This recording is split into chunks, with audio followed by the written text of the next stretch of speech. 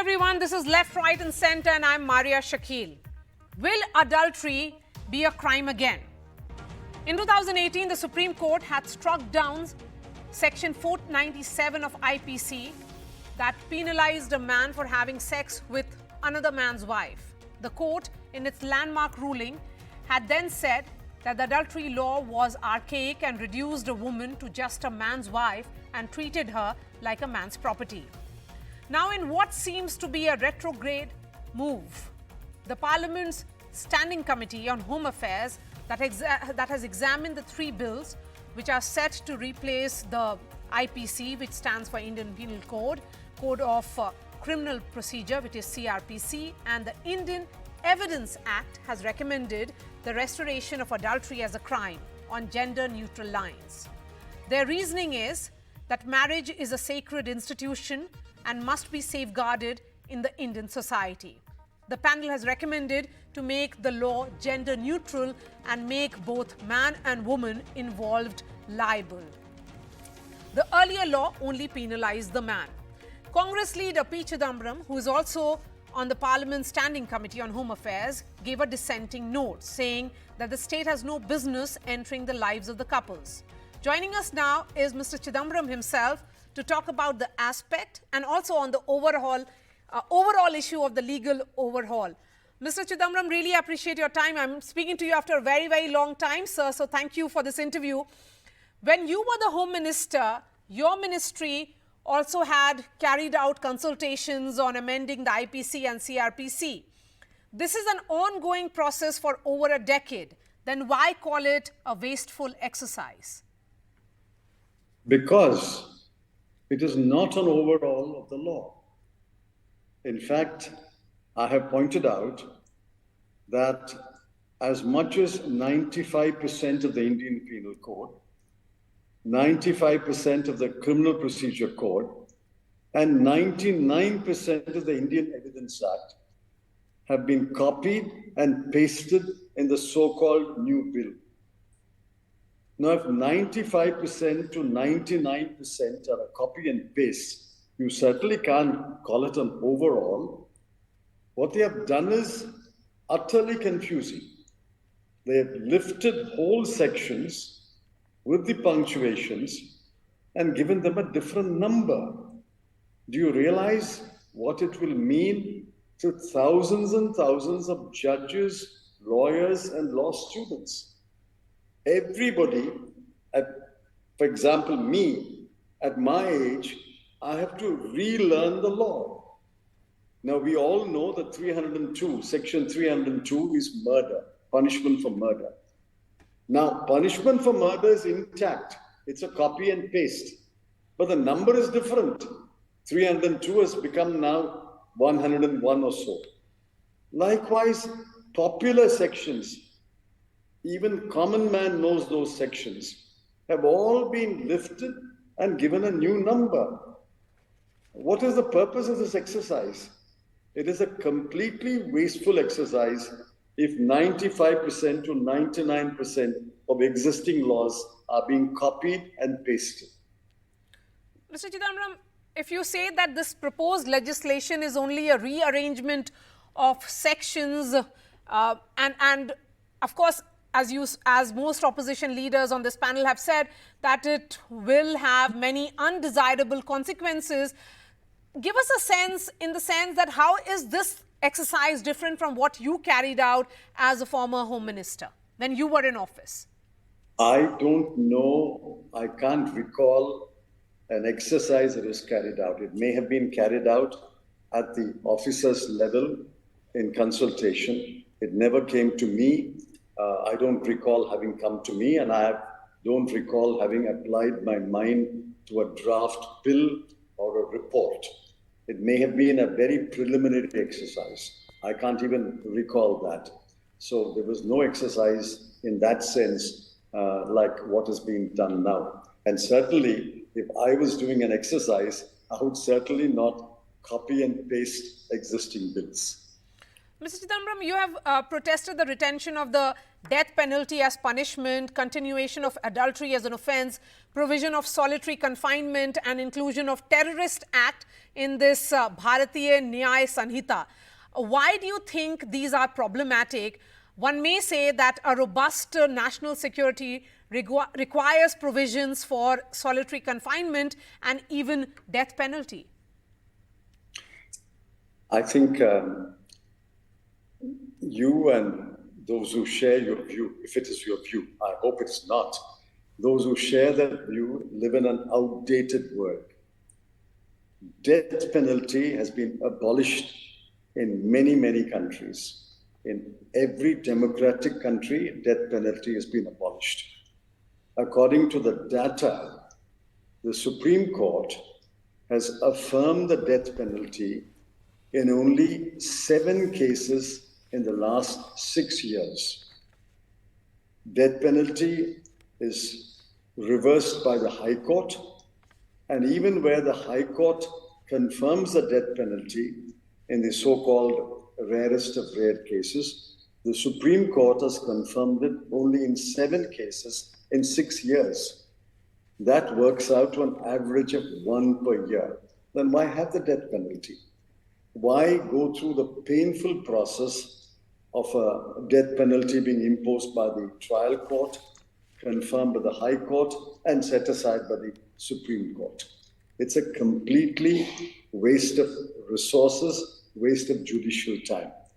Secondly, imprisonment for life, for the remainder of a person's life, without parole, according to me and according to many criminologists, is a more severe penalty than death.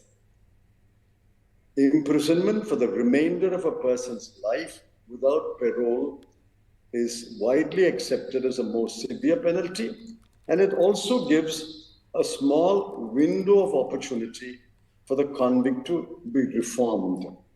Now, death penalty does not give even a sliver of an opportunity for him to reform. Therefore, I think death penalty should be abolished.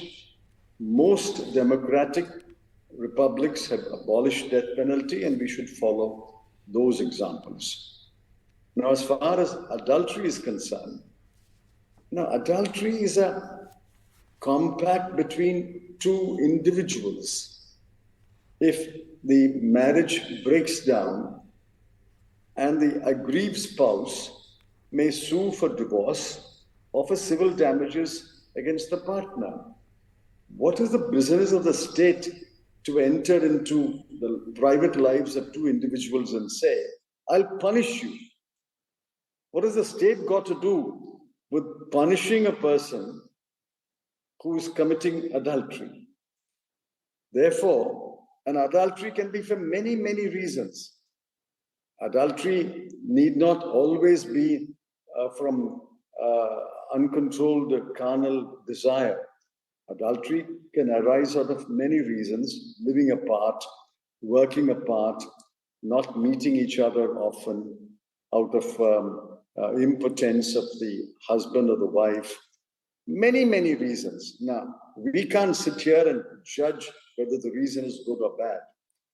And adultery by itself is punishable, and I don't think the state has any reason to enter private lives and say, I'll punish anyone who has sex with anyone other than the spouse. Similarly, there are many provisions which are retrograde, and I pointed it out. For example, the power of solitary confinement. Now, what is solitary confinement? What does it lead to? In fact, by solitary confinement, you're only making a criminal a hardened criminal, and you also run the risk of letting him become mentally disturbed.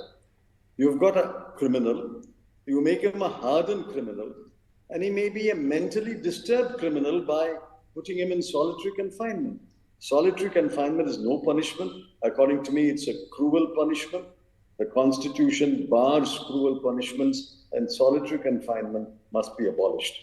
Similarly, I pointed out several instances where the law, instead of reforming the law, has either retained the retrograde law or gone a step backwards. Okay. For So, example, on handcuffing, the law today is nobody should be handcuffed. Now, this law, the draft bill, provides for handcuffing in many, many situations, even economic crimes. I pointed out handcuffing is wrong. Justice Krishnaya pronounced handcuffing as a barred action. Even if you have to have handcuffing, it can only be in two instances. One, where the security of the police officers who are detaining him is threatened. He is a threat to the life or the limb of the police officers, or where he is likely to escape from custody. In these two situations alone, you should resort to handcuffing. okay. Mr. Chidambaram, last question to you, sir. The government has the numbers. So, what is the future of these three bills? Well, the future of these three bills is if the members of parliament belonging to the BJP refuse to think for themselves and will be bound by whip, this bill will be passed in the Lok Sabha. In the Rajya Sabha, it will depend upon the parties which have traditionally supported the BJP. If those parties put on their thinking caps and either the party thinks for itself or allows the members to think independently, there is a good chance that we can force changes in some clauses of the bill. There's a good chance the bill may not be passed at all. It'll be a close call in the Rajya Sabha, while I concede it'll be a walkover in the Lok Sabha. All right, P. Chidambaram, really appreciate your time and thank you for breaking down the details for our viewers. Let me bring in the other voice as well. Aashutosh Srivastava is an advocate of the Supreme Court. Mr. Srivastava, you heard what legal luminary clearly Mr. P. Chidambaram had to say. Do you think it's almost like going back in time with what the Parliament Standing Committee has done? First of all, the Standing Committee is already studying it. It was introduced in August by the government, all the three new bills, and they are studying and they will come up with their conclusions on it. So far as my opinion is concerned, everybody agrees that, it's a colonial law which was made 100 years back. Indian Penal Code is, of 1860, then Indian Evidence Act in 1861, then 1973 amended, and Indian Evidence Act is also like 1872. So a lot of changes have taken place in due course of time. Now, if we see earlier, the form of the witnesses was only people who used to be taken into the stand, and they used to speak in the witness box what they have seen, what has happened. Now we have like a lot of electronic devices, and with these devices, a lot of things can be proved in any criminal law. Now, these things have been included like Section 65B and all in the Evidence Act, that if I'm submitting anything related to the computer, I have to give an affidavit that from which IP address I have collected this information, and what is this information about, what is the video about, what is the audio about. So all these things have been changing from time to time. Now, if we see the Supreme Court recently talking about Section 124, that is sedition, the Supreme Court itself asking the government that what changes can be made, can it be struck down. So on that also the government is submitting their replies, and the things are already there before the Supreme Court. Like we have seen in Section 377 of IPC, certain amendments were made.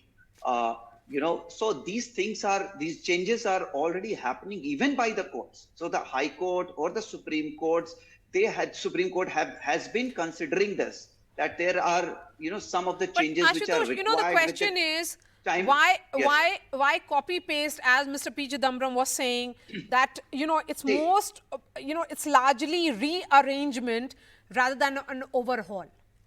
No. I don't agree that it is simply copy paste. See, the substantial issue would be, reframed in a proper manner, or that can be taken together as what it was earlier. But there are, even if he says that 20-25% changes, if he himself agrees, that itself is a huge change. If you see now, if I have to lodge a complaint, I have to go to the concerned police station where the crime has taken place. Otherwise, my FIR will not be taken.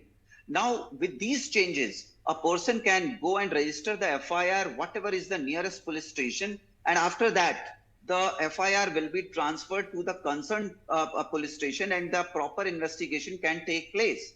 Now we see that even in the jails, they are overflown with the under trial prisoners. There are shoddy kind of investigations by the police team, or maybe for any other investigating agencies. So all these things are required to change. Many of the people who are behind the bars, they have not been yet convicted by the court. There has not been any trial. They are just facing the imprisonment because they are waiting for their trial to get over. Now, in many cases, they are even acquitted by the court. So what happens? What happens to the jail term which the person has already been behind the bar during the course of investigation? So all these things have to change now with the changing time. Otherwise, it will become very difficult, situation. It will be a burden on our country and also in the legal system. That is why we have many pending cases also because of these kind of age-old laws, rules, and regulations. Ashutosh, really There appreciate your time. Thank you so much.